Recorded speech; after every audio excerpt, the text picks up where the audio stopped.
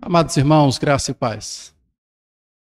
É uma alegria poder estar aqui na primeira igreja Caruaru, poder rever alguns irmãos, né? E a gente sempre tem essa convivência no seminário. Inclusive, amanhã estarei de volta a Caruaru para dar aula. Estou aqui desde ontem, na cidade. Louvo a Deus pela vida desta igreja, né? Parabenizo, trago o abraço da primeira igreja de Belo Jardim. Como o pastor falou, é filho desta igreja. Conta a história que em 1929, um homem chamado Antônio soube que tinha alguns missionários em Caruaru.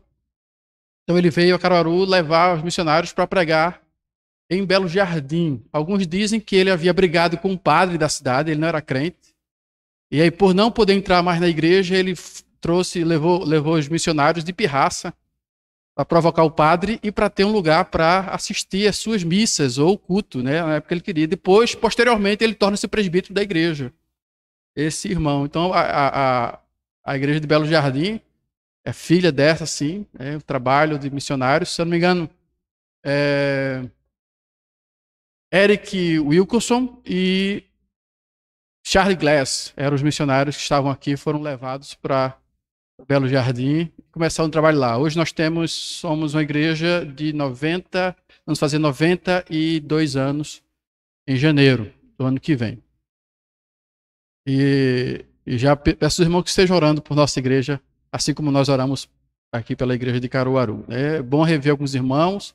Está comigo minha esposa e meu filho, queria que eles ficassem em pé, para a igreja conhecer. Irmãos, ela não é minha filha, é minha esposa mesmo, viu? Só são 12 anos só de diferença. Ela não resistiu à minha careca, o charme, né? E meu filho ali, o Arthur, que a doutora Fátima trouxe, né, à luz, foi a médica do parto. Na época ele nasceu com 2 quilos 645 gramas.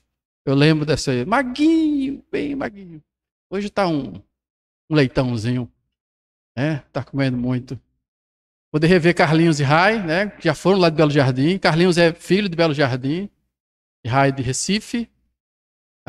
Era um ministro de louvor lá da igreja também. Louvavam o Senhor lá. E Deus trouxe para Caruaru para que eles pudessem servir ao Senhor aqui junto com vocês. Então louvo a Deus pela vida deles, poder revê-los e estar aqui de novo com esta amada igreja. Parabenizar pelos pastores, né, pelo seu pastor, o pastor Ari, que é o grande mestre da nossa região, professor, mestre, referência para todos nós da nossa região. Louvo a Deus pela sua vida, pastor, e pela igreja. Pastor de Cleito também, nosso camarada aqui no seminário. Conheço desde Palmares, também, desde que estava em Palmares. Deus tem as suas vontades e nos trazem para servir onde Ele quer, né? Sem mais delongas, irmãos, eu queria convidar você a abrir a sua Bíblia na carta de Paulo aos Efésios, capítulo 2.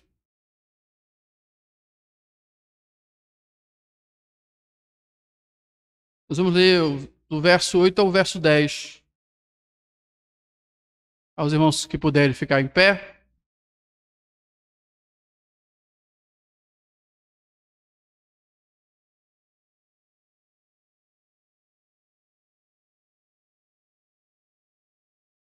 Efésios capítulo 2, a partir do verso 8. Vamos ler apenas 3 versos, do 8 ao 10.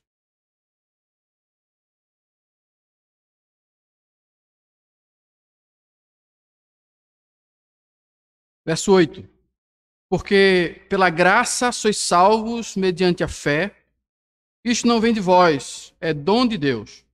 Não de obras, para que ninguém se glorie, pois somos feitura dele, criados em Cristo Jesus para boas obras, as quais Deus de antemão preparou para que andássemos nelas. Amém. Pode sentar, meus irmãos.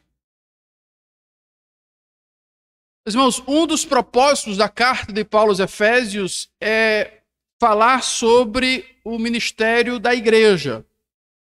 Paulo escreve a carta para instruir a igreja de Éfeso para o seu ministério enquanto igreja. Quais são os propósitos, as atividades, o dever de igreja, ser uma igreja.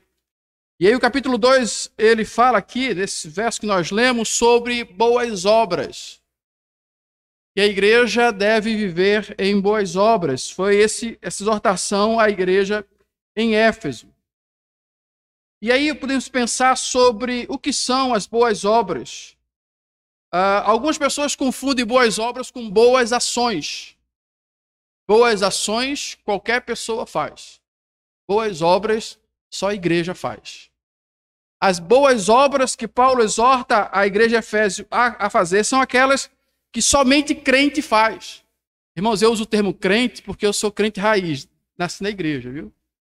E aí eu não sei usar o nome gospel, evangélico, não gosto de usar crente. Crente em Cristo. São coisas que só crente faz. Porque só crente faz boas obras, pastor, e não qualquer pessoa. Sim, Deus dotou todos nós com atributos comunicáveis, né, que a gente consegue fazer boas ações também. Seja um crente ou não, consegue fazer boas ações. Claro, contaminados pelo pecado, como a Bíblia diz, que todas as áreas da nossa vida foram contaminadas pelo pecado. Então não há perfeição em nenhuma área das nossas vidas. As pessoas descrentes conseguem fazer coisas boas. Tem pessoas descrentes que fazem até mais coisas boas do que alguns crentes. Como é o exemplo dos espíritas, que fazem a caridade, claro, como um pré-requisito para a sua salvação. A caridade vai ajudá-los numa nova vida, né, para que Deus possa abençoá-los para uma possível vida futura, né, a ser reencarnado ou ser abençoados aqui. Alguns crentes de algumas igrejas até cumprem ou fazem boas ações na intenção de serem abençoados por Deus aqui, né? Vamos fazer boas ações para sermos abençoados. Mas essas não são as boas obras. Repito, boas obras só quem faz é a igreja. Só crente cumpre ou anda nas boas obras, como a expressão que é usada aqui. Primeiro porque as boas obras é resultado da fé verdadeira. O texto que nós lemos diz que nós somos salvos pela graça mediante a fé. A fé salvadora é que nos faz ter ou andar nas boas obras. As boas obras também é fruto da graça de Deus. Então, aqueles homens que não foram agraciados por Deus, alcançados pela graça, esses são incapazes de andar em boas obras.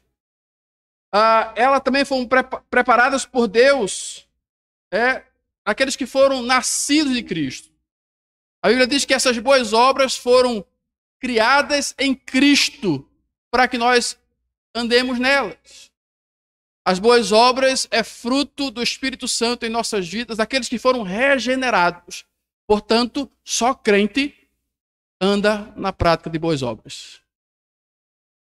Isso nos faz pensar sobre: estou andando nas práticas das boas obras?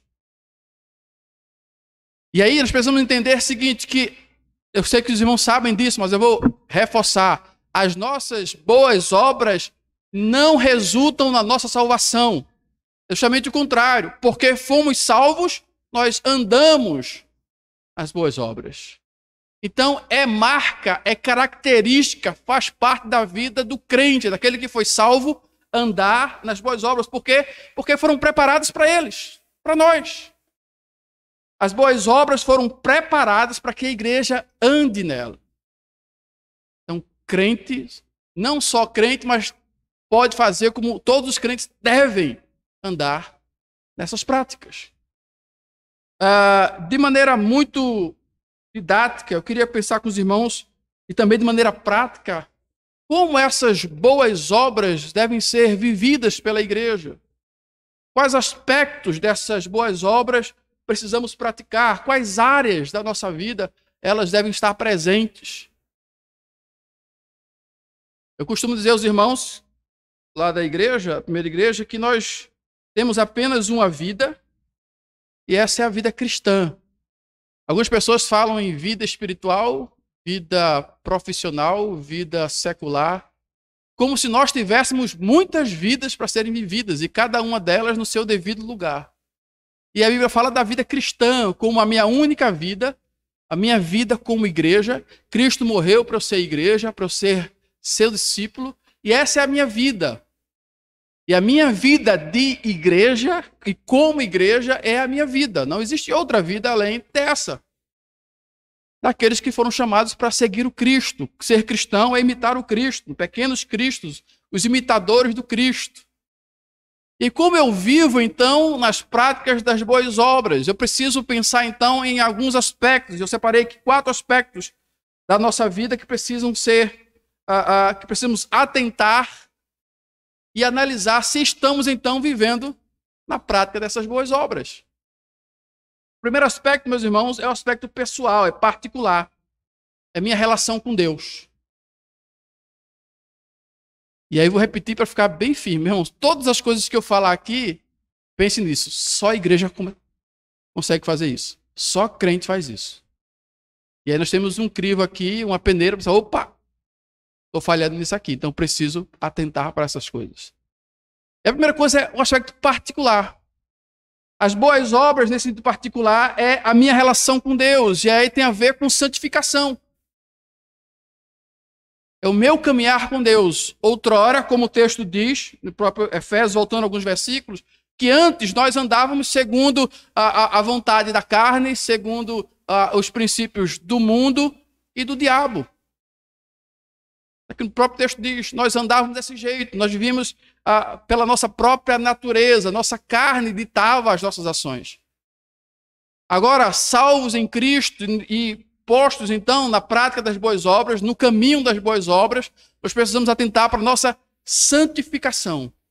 É o meu relacionamento com Deus, é a minha busca de intimidade com Deus, de conhecer o Deus que eu digo que sirvo, qual nós servimos. No meu novo relacionamento. Eu agora não ando mais segundo a minha vontade, segundo a minha carne, eu preciso andar agora segundo o Espírito. E eu preciso então me santificar. Santificação não é divindade, irmão. Deus não nos chamou para ser divinos, Deus nos chamou para ser santos. Divindade só o Pai, o Filho e o Espírito. Santidade é ser separado para Ele, e entender que nós fomos de fato separados para Ele. Que a nossa vida não é para o nosso próprio prazer, que a nossa vida não é para os nossos sonhos e projetos, a nossa vida é para o Senhor, que nos comprou e nos separou para Ele. Nós somos igreja, tirados, chamados para fora. Nós somos santos, somos separados. E eu preciso atentar para isso, que a minha vida é para o Senhor, e tão somente para o Senhor, e eu preciso me relacionar com esse Deus, buscando santificação, buscando conhecê-lo, deixando a prática dos pecados ou buscando cada vez mais agradar o Senhor. E um segundo aspecto, uma segunda parte desse aspecto pessoal é a minha devoção com Deus.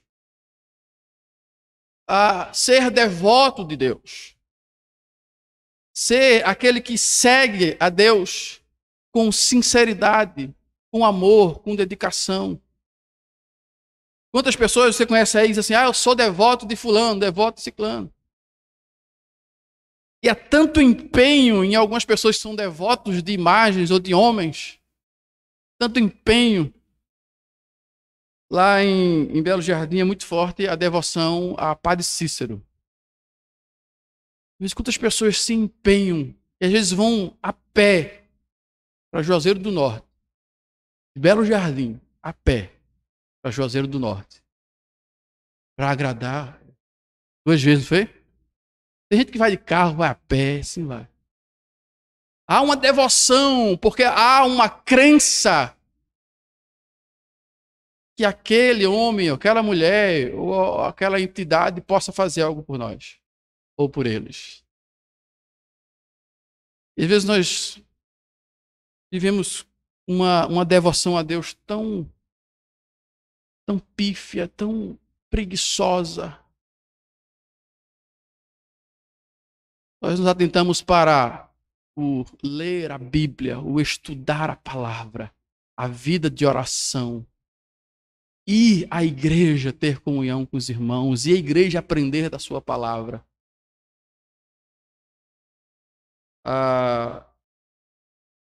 Eu sei que aqui não acontece esse Caruaru, em Belo Jardim acontece muito. Os crentes deixaram de orar. E há tantas tarefas, há tantas outras devoções para a gente cumprir que esquecemos de ser devotos do nosso Senhor, do nosso Salvador.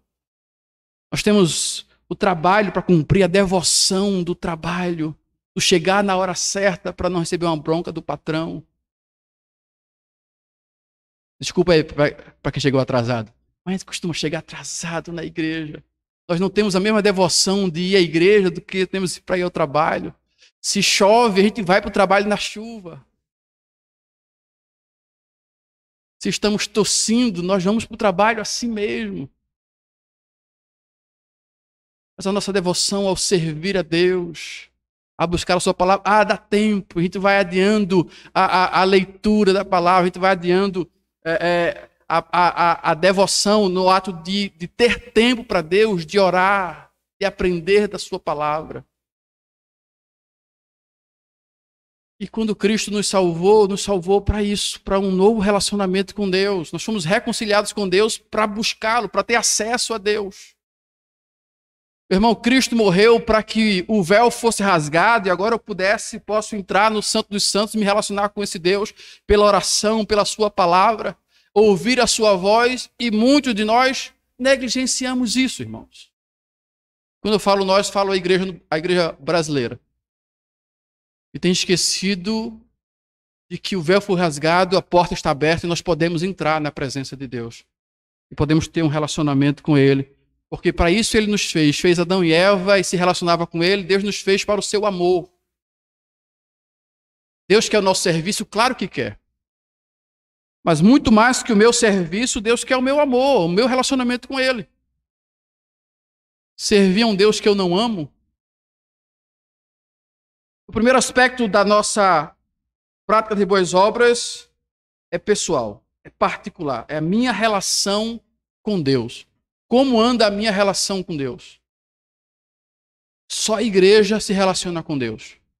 E até mesmo essa relação para com Deus depende do próprio Deus. É Ele quem abre as portas, é Ele quem nos liga a Ele através de Cristo, que faz as pazes do pecador com Ele. Nós precisamos atentar, irmãos, sobre a nossa relação. Eu vou fazer uma pergunta que só você pode responder, e eu espero que só você responda no seu coração. Quanto tempo faz que você não lê a Bíblia, meu irmão? Porque você tem tempo para oração.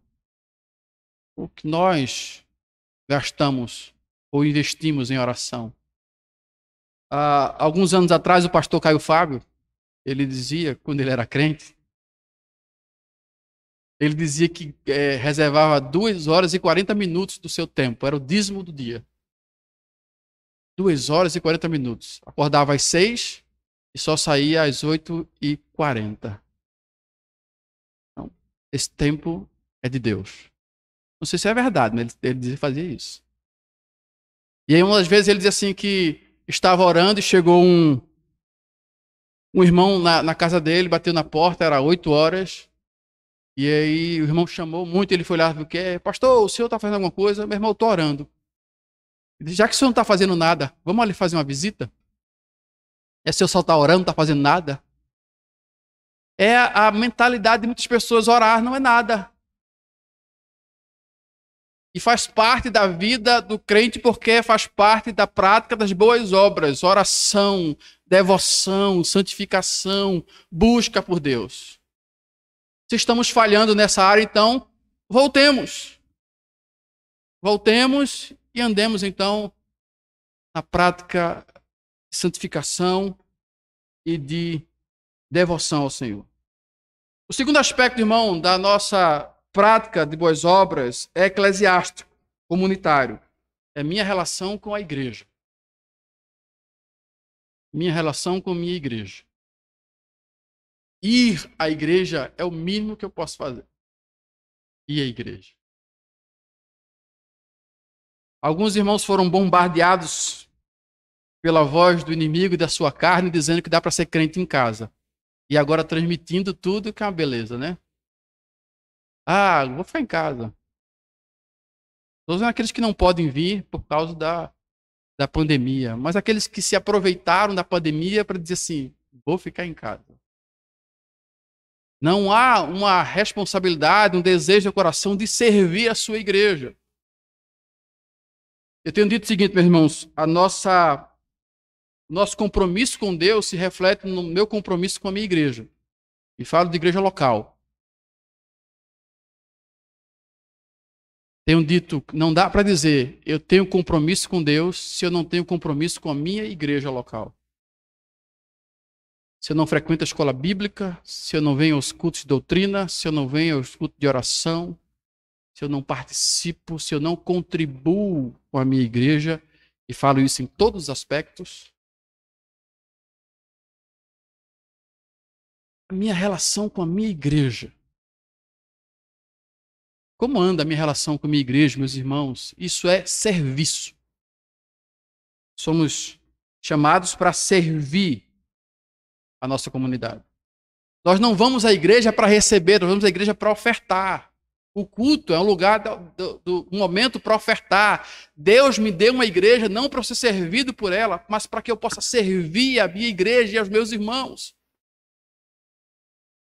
E quem faz isso? Crente faz isso. Crente serve ao outro crente. Porque ele entende que isso é bênção para a sua vida.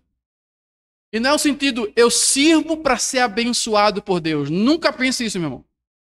Você servir já é a bênção. Servir ao meu irmão é uma bênção que Deus me dá.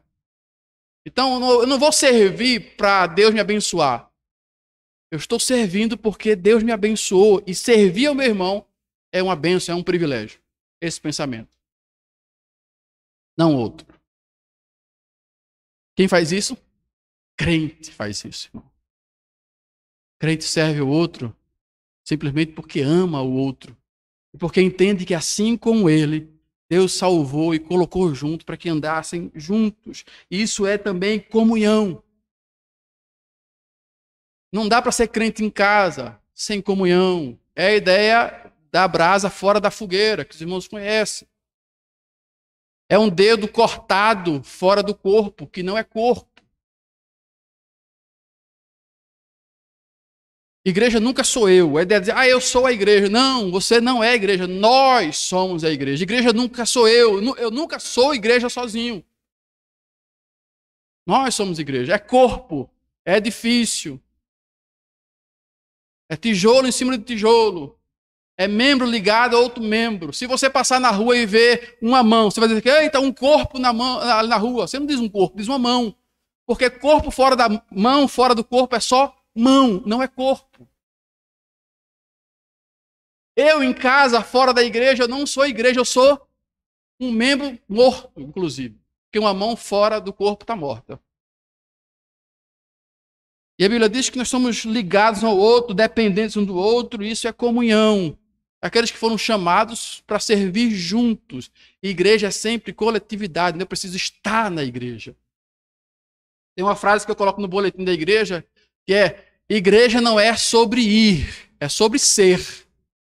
Porém, é impossível ser sem ir. Não dá para ser igreja sem ir na igreja, irmão. A minha relação com a minha igreja diz se eu ando ou não na prática das boas obras. Entende isso, irmão? Amém? Então posso seguir. Terceiro aspecto, meus irmãos, da prática das boas obras é o aspecto social. É a minha relação com a sociedade. É quem sou eu lá fora. Quem sou eu depois do culto? Quem sou eu de segunda a sábado? Isso é testemunho. A minha relação com as pessoas lá fora. Às vezes nós paramos em algum lugar e alguém diz, o senhor é pastor de onde? Eu sou de tal igreja. Ah, fulano é de lá. Eu disse, pastor, eu ouvi isso. Pastor, o senhor sabe quem é fulano lá no trabalho? Eu disse, é um crente em Cristo. Isso parece mais crente no diabo. Essa expressão. Fala palavrão, briga com todo mundo, fala alto, não é exemplo, tal. Oh, Deus, misericórdia. Quem sou eu lá fora?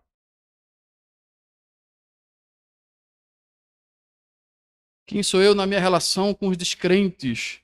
E aí Deus nos coloca em lugares onde há trevas para a gente brilhar, porque nós somos a luz do mundo.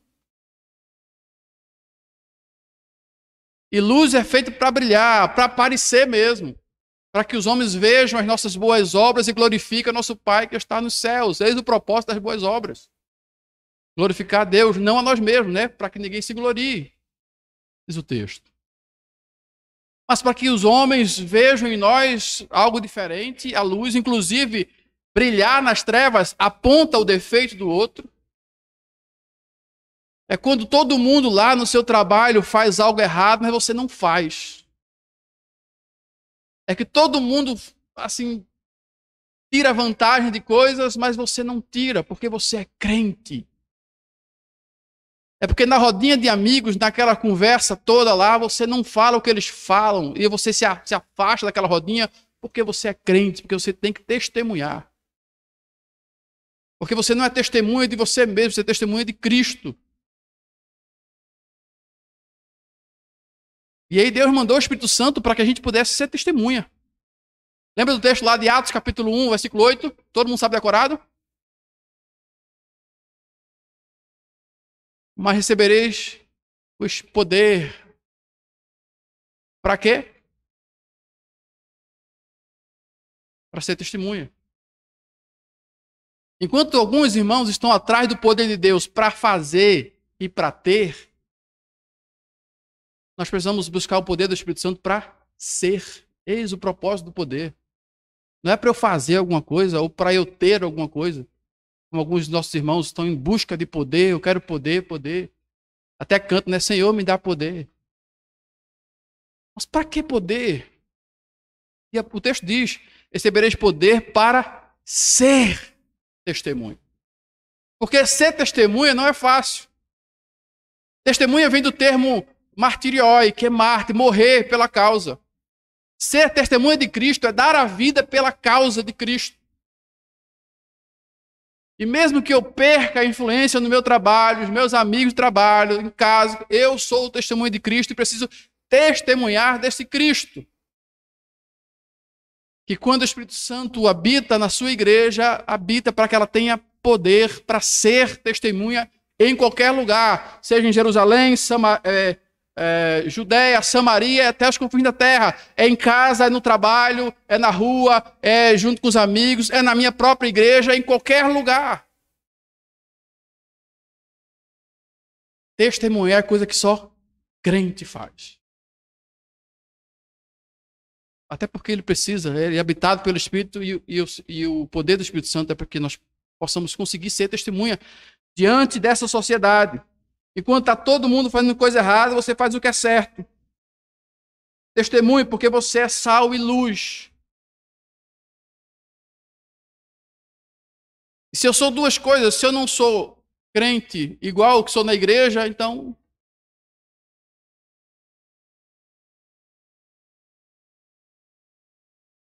a gente costuma dizer que nós temos coisas de igreja e coisas fora da igreja, né? Nós temos roupa de igreja e roupa que não é de igreja. Aqui não, né? No Belo Jardim tem. Né? Ah, eu tô com essa roupa, mas essa roupa não é de ir para a igreja. Tem a roupa de igreja e a roupa de não ir para a igreja. E normalmente a roupa de não ir para a igreja são aquelas que crente não usa. E aí tem um espelho grande na sua casa, né? E você pergunta ao espelho, espelho, espelho meu, essa roupa glorifica o Deus meu? Se ele disser sim, sai correndo que o espelho não fala, viu? Mas o Espírito Santo vai dizer assim, tá joia, pode ir para a igreja. Porque a roupa de andar na igreja é a roupa de andar na rua também, é a mesma coisa. É o testemunho, eu sou uma coisa só em todo lugar. Aí eu não sou assembleiano para dizer, não pode usar calça, essas coisas não. É essência, saber, cada um sabe o que pode vestir e o que não pode. O que deve falar e o que não deve falar, com quem andar e com quem não andar. Como ser fora da igreja. E aí eu preciso que o Espírito Santo me ajude nesta caminhada. Que Deus segure em minhas mãos para que eu não tropece. Porque nessa caminhada eu posso ser tentado pelas coisas lá fora do meu trabalho. E aí eu posso cair e dar mau testemunho. Por isso que na oração Jesus disse assim, não me deixes cair em tentação. Nos ensinando a depender de Deus. É o Senhor que nos segura. Não depende de mim mesmo, das minhas forças. É Deus segurando em nossas mãos para que a gente não caia. Porque se a gente segura na mão de Deus, a gente solta e a gente cai. Quem tem filho pequeno aqui, sabe que na hora de atravessar a rua, você faz o quê? Você segura na mão do menino. E às vezes segura onde? No pulso, que é mais forte. A mão às vezes escorrega, né? Segura no pulso. Vai soltar, não. É assim que Deus faz com a gente. Deus, segura no meu pulso, que eu vou atravessar a rua agora.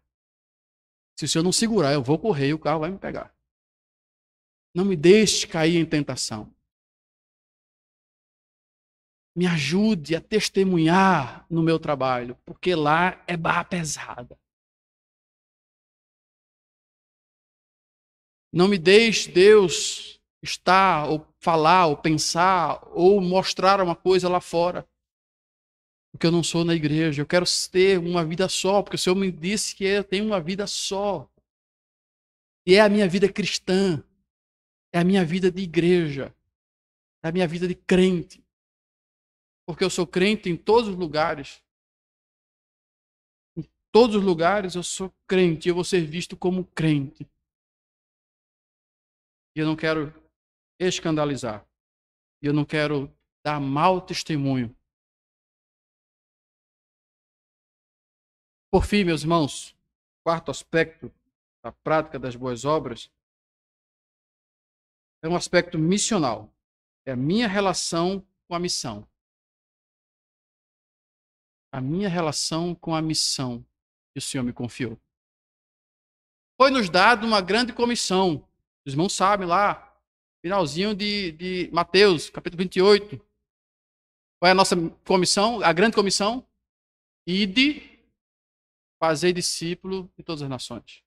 Marcos diz, ide e pregai o evangelho. Mateus é ide, fazei discípulo de todas as nações. É indo, fazei discípulo.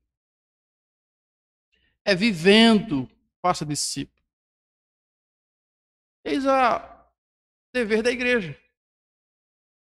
Fazer discípulo. Enquanto crente, eu devo fazer discípulo.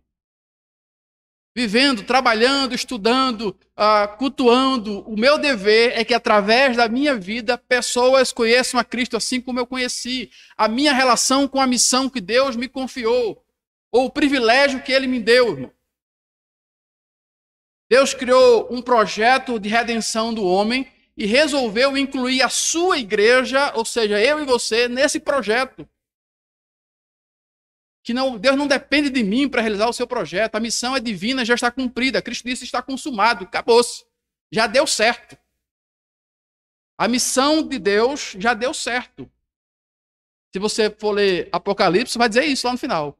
A igreja venceu. Foi cumprido. Está lá, certo. E alguns irmãos têm medo do livro de Apocalipse, né? Mas o Apocalipse é o livro da esperança da igreja.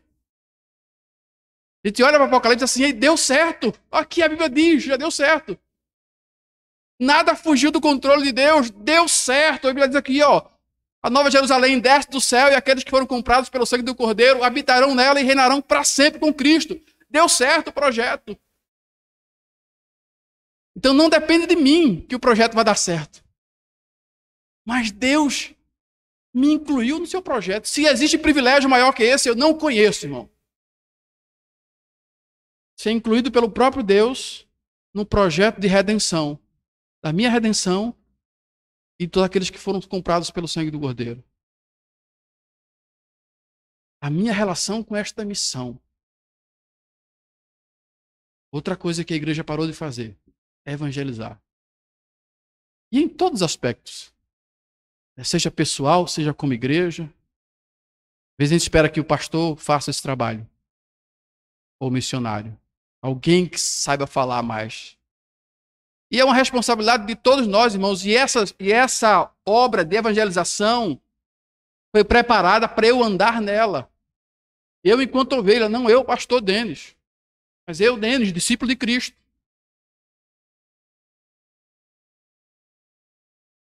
A minha relação com a evangelização, o meu preparo, o meu desejo de que as pessoas conheçam a Cristo. E aí tem outra pergunta que é muito chata e muito cabulosa. Quanto tempo faz que você não prega o evangelho para alguém? E você parou para falar de Cristo para alguém? Ou você não parou, você caminhou do lado de alguém, falou do evangelho de Cristo para essa pessoa? A evangelização, irmãos. Eu tenho trabalhado esse ano, esse semestre agora, sobre evangelização. Toda escola dominical, estamos treinando os irmãos da igreja. Hoje eu voltei porque eu vim para cá. Mas deixei o pastor lá, dando estudo hoje, sobre evangelismo pessoal. Para ninguém ter desculpa assim, eu não sei fazer, está ensinando.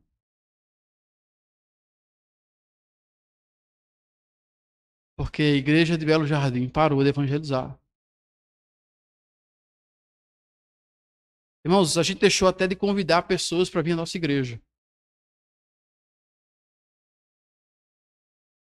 Tem gente que vai na igreja porque resolveu ir na igreja. Não foi que ninguém chamou. Eu vou na igreja hoje. Eu louvo a Deus que tem irmãos que convidam outros para estar na nossa igreja, para estar na igreja, para ouvir a palavra de Deus. Eu sei que agora tem algumas restrições ao número, né? Mas e antes? E depois que passar?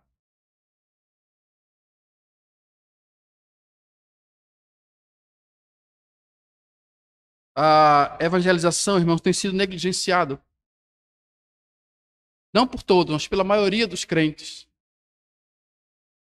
Precisamos atentar, irmãos, que para isso nós somos salvos e fomos comissionados para ir, para fazer discípulo, para gastar tempo com essas pessoas, para receber não, para receber sim.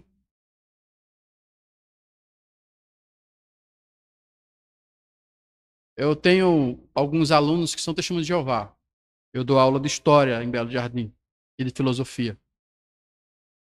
E aí tem muitos alunos na minha escola que são testemunhas de Jeová. E aí numa dessas conversas, falando sobre o porta a porta, porque eles fazem porta a porta e todo mundo vai, pobre, rico, tem que ir porta a porta, senão não vai para o céu. Ou melhor, senão não fica na terra, né? Novos céus, nova terra. E aí, assim, a gente sabe que isso é dever nosso. Isso é um menino de 12 anos falando comigo. É dever nosso. E eu perguntei, mas você leva muita porta na cara, né? Ele disse, muito, professor. E aí? Você não desiste? Ele disse, porque a Bíblia diz que quando a gente é rejeitado por causa do evangelho, nós somos bem-aventurados. E eu preciso me alegrar quando alguém diz não para a minha mensagem. Porque o próprio Jesus diz isso. Eles falam de Jesus, viu? Jesus ensinou isso. Está lá no Sermão da Montanha, um menino de 12 anos me dizendo isso. Porque quando eu vou pregar porta a porta e alguém fecha a cara, quero conversar com você se você não é o testemunho de Jeová. A gente sai feliz para ir para a próxima porta. Porque eu fui abençoado. E a Bíblia diz isso, que eu sou bem-aventurado quando por causa do nome de Jesus eu sou injuriado e ninguém quiser me atender. E até me xingo na porta. E a gente tem medo de ser mal visto, de receber um não. Você já viu algum crente testemunhar na igreja assim? Irmãos, estou muito feliz. Estou sendo perseguido no meu trabalho porque eu sou crente. Já viu? A gente pede oração. Irmãos, orem por mim. Por favor, pastor, ore por mim. Estou sendo perseguido. Há muitos filhos do demônio no meu trabalho. Eu estou sendo perseguido só porque eu sou crente. E aí Jesus disse, bem-aventurados sois, quando por minha causa, mentindo, disserem todo mal contra vós. Se alegrem, porque é grande o vosso galardão no céu. E a gente tem medo da nossa caminhada pregar o evangelho. Alguém não goste da gente. Alguém diga, que crente inconveniente. E por acaso isso é hora de pregar? Ou por acaso isso é lugar para pregar? Por acaso você não percebe que você está sendo inconveniente, isso não é lugar oportuno. Aí Paulo diz, pregue a palavra, seja oportuno ou não. Pregue a palavra. Faça a oportunidade. Não espere alguém chegar para você e dizer assim, ei, tu é crente? Fala do evangelho para mim. Eu quero ouvir. Isso pode acontecer, viu? Já aconteceu. Mas não espere a oportunidade, faça a oportunidade. Ora, nós fomos comprados para isso, nós fomos comprados para ser igreja. Meus irmãos, Jesus não morreu na cruz simplesmente para me salvar e me deixar no canto, pronto, está salvo, vou salvar o próximo. Ele disse, está salvo e agora eu vou usar este para que outros sejam salvos. Jesus morreu para eu ser igreja e viver a vida de igreja. Jesus morreu e eu fui criado, então, como o texto diz, eu fui salvo pela graça de Deus, mediante a fé, regenerado pelo Espírito Santo e agora criado em Cristo para a prática das boas obras. Se eu nasci de novo, então eu preciso andar na prática das boas obras, em todos os aspectos da minha vida, seja ele pessoal, eclesiástico, social e missional. Tudo em mim é para a glória de Deus, é para fazer a sua vontade. E louvado seja Deus, que é Ele que nos conduz nessa prática das boas obras. Que depende dEle, que não depende das minhas forças, que eu não vou fazer para ser glorificado, que eu não vou fazer para ser honrado, para que as pessoas vejam que eu faço boas obras. Tem uma canção que eu escuto todos os dias no meu carro, que é a oração do cristão medieval. Vocês conhecem, né? Pai, me livra do desejo de ser honrado. Me livra do desejo de ser consultado.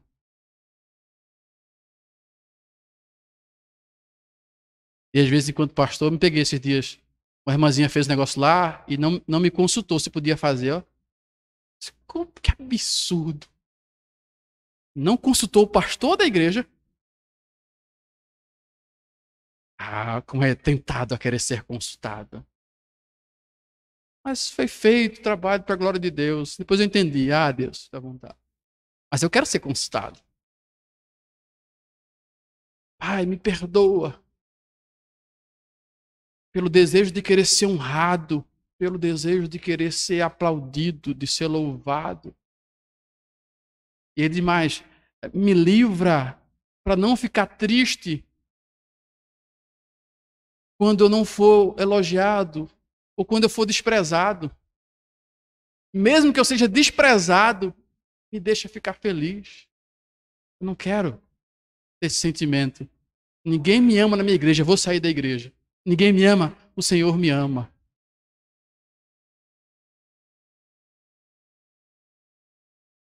Irmãos, nós somos, então, criados para a prática das boas obras. Precisamos, então, andar nelas, dependendo do Espírito de Deus, entendendo que isso é a minha vida, que a minha vida cristã não é um anexo à minha vida profissional, a minha vocação, o meu chamado não é algo à parte da minha vida, é a minha própria vida, e eu preciso, então, viver esta vida, priorizar esta vida, priorizar o meu relacionamento com Deus, o meu relacionamento com a minha igreja, a minha comunidade de fé, o qual eu chamo de minha família, meus irmãos, priorizar que eu preciso então ser testemunha do Senhor no meu trabalho, em qualquer lugar que eu esteja, independente da idade, eu sou testemunha de Cristo e ser testemunha é dar a vida por esta causa. E eu preciso entender a minha relação com a missão. Cristo me chamou para cumprir a minha missão. E não há privilégio maior, repito, do que servir a Deus na causa que Ele mesmo criou, Ele projetou. Me escolheu e me incluiu no seu projeto. E me dá o privilégio de poder servir a esta missão. De poder ser bênção na vida de outras pessoas. Precisamos voltar a evangelizar, irmãos. Estamos dando a cadeira, vou encerrar, a cadeira de plantação de igreja no seminário. E eu fui ler uma pesquisa que foi feita nos Estados Unidos, com 530 igrejas grandes, históricas e que permaneceram grandes, cheias por muitos anos. Nessa entrevista, 80% das igrejas respondiam assim: nós somos igreja dos moldes antigos. Nós continuamos sendo igreja como a igreja sempre foi. A gente não inventou nada, não inventou moda, não, sempre foi igreja. A gente continua fazendo porta a porta. A gente continua entregando folheto, que ninguém acha, essa é coisa do passado, pastor, não presta mais não. A igreja lá continua fazendo isso, as igrejas. A gente continua cantando as canções que falam de Cristo. A gente não inventou moda. A gente não pintou parede de preto. A gente não botou jogo de luz. Nada, a gente está sendo igreja. A gente prega a palavra. A gente tem escola bíblica dominical. Olha lá. 530 igrejas, megas igrejas dos Estados Unidos, que permanecem grandes por muito tempo. Sim, nós temos escola bíblica dominical. Esse negócio de fecha a escola bíblica, só fazer o show à noite, no culto à noite. Tem igrejas super lotadas, né? Inchadas, não cheias. Então, vivamos a vida de igreja. Vivamos a vida de igreja. Do modo mais simples e puro, como a Bíblia nos ensina. Que busca conhecer o seu Deus, que vive em comunhão com os irmãos, que aprendem a palavra e que prega a palavra de Deus. E que está com as portas abertas para receber todos aqueles que querem também ouvir sobre o Cristo e viver como nós vivemos vida de igreja.